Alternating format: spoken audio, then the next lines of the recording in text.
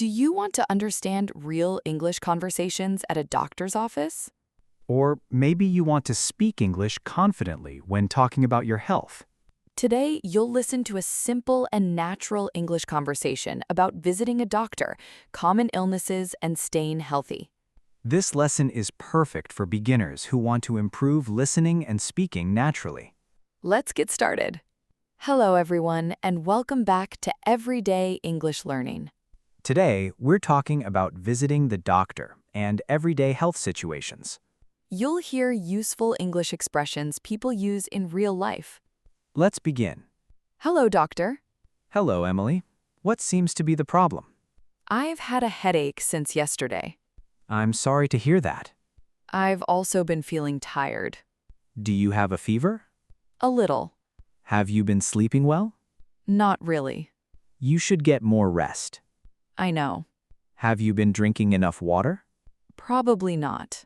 That could be part of the problem. You're right. Do you exercise regularly? Not as much as I should. Many people say that. That's true. What kind of exercise do you enjoy? I like walking. Walking is great exercise.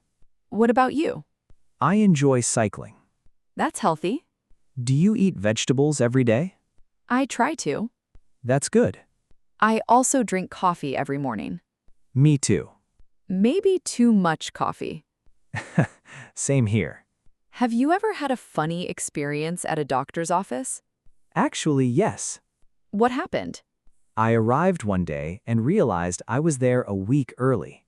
No way. Yes. That's hilarious. I felt very embarrassed. What did the receptionist say? She laughed and said, "See you next week."